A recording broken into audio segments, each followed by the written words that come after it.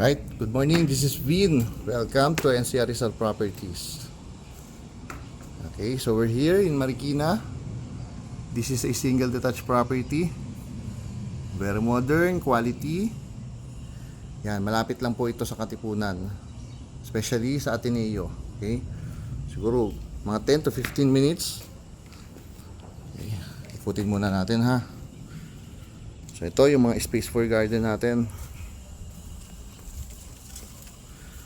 By the way, nakita nyo naman yung community kanina, di ba?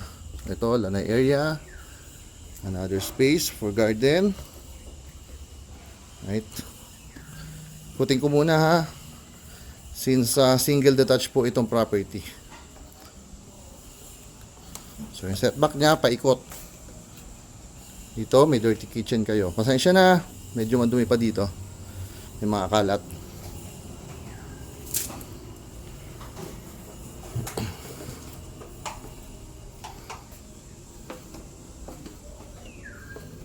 Okay, so ito yung parking space, good for 2 cars.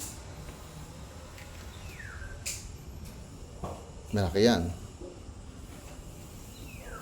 Kung papansin nyo, hindi naman siya elevated. So this is a flood free po, subdivision. Then ito yung maid's quarter. Medyo marami ng kalata. Pero at least makikita nyo yung space. Malaki po yung ating maid's quarter actually. Right? Yan. So yung kasambahay natin, hindi may hirapan. Maganda yung space for the maid's quarter. Yung kanyang sariling toilet and bath.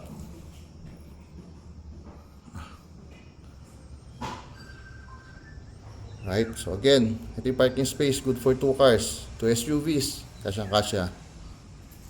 Tara, akit tayo sa main door.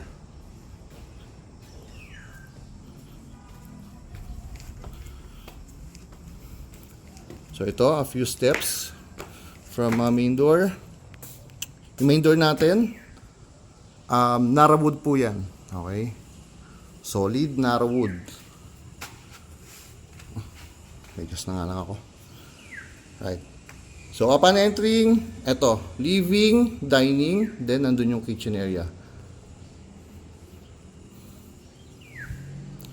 Modern high ceiling. What you see is what you get. Right? Kung ano pa yung mga nakikita nyo dito, kasama na po lahat yan. Ito yung lanay area. Yung dinaan natin kanina.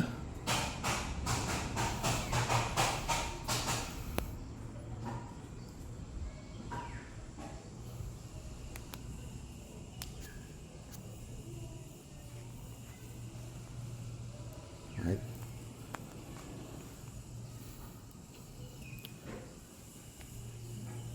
So itong counter nook, ito po, gawa po saan yan. Kamagong naman po. Kasama na po yan ha, yung refrigerator. Kung nakikita nyo, yung built-in oven, cooktop, and a range hood. Then meron tayo ditong powder area. For our visitors, meron tayong pantry. Right? So again, one more look. Okay. So yung kitchen area, dining area, and your living space. Okay, akit tayo dito sa second floor. Yan. 3, 4, 5, 6, 7 steps lang.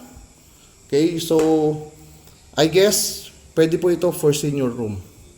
7 steps na maliliit lang, okay? Pero kung wala po kayong kasamang senior, nauuso ngayon yung work from home, eto, maganda tong office area or study area. Right? Pwede rin guest room, okay? May sarili po siyang toilet and bath. Right? Yan. Then meron kayong balcony. Okay? By the way, ito, may kasama pong split type na aircon. Itong bedroom na to, then mamaya pag-akit natin, pag-akit ulit natin, yung 3 bedrooms, may kasama na rin siyang split type aircon. Hindi pala nakakabit, okay? So ito, na-open yan, itong window na to. Sara ko tingnan nyo. Ayan. Okay, ganyan lang yan. Kabilaan. Tapos, meron pa dito. Yan. Alright, tara, akit tayo doon sa sunod.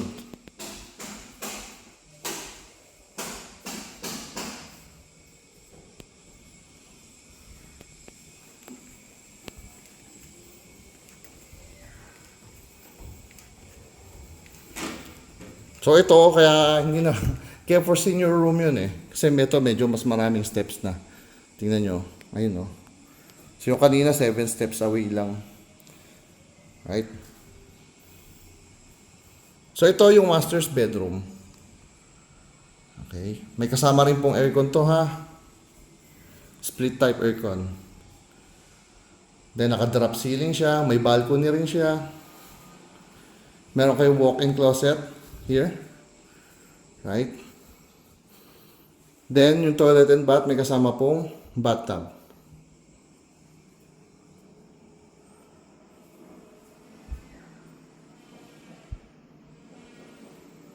Right?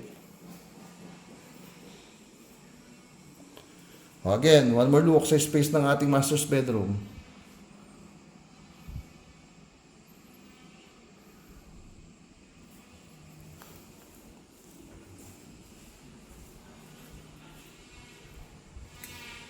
May ginagawa doon.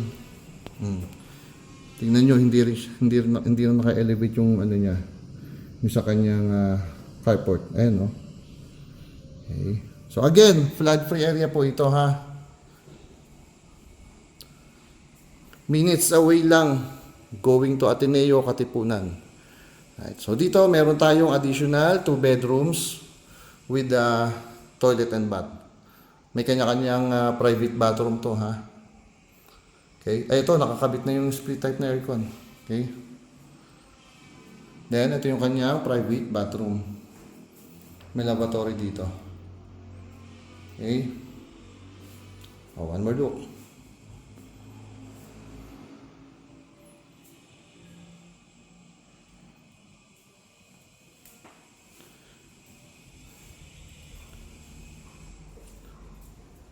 Ito yung other bedroom, halos same lang naman.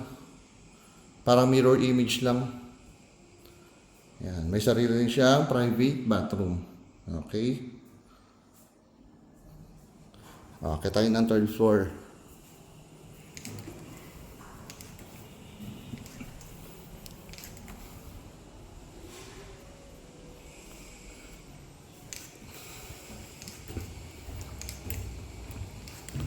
Mamaya dyan. Dito ko unahin. So dito, merong toilet and bath. Right? Then dito, merong malaking bedroom. So kung mapapansin nyo, hindi siya naka-tiles. Diba? Ito, sinadya talaga to. Nag-i-echo. Wait lang ha. Labas ako.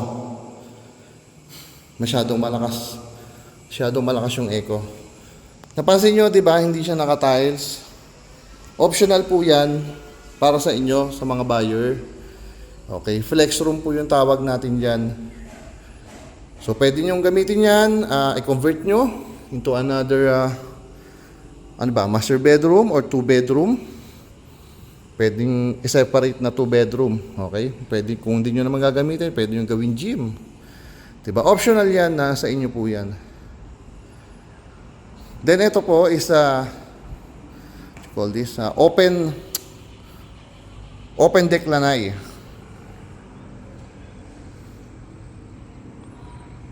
Okay. So ito. Meron kayong dirty kitchen dito. Then ito nga po. Open deck siya. Right? Pero kung gusto nyong pa-close yan, pwede naman.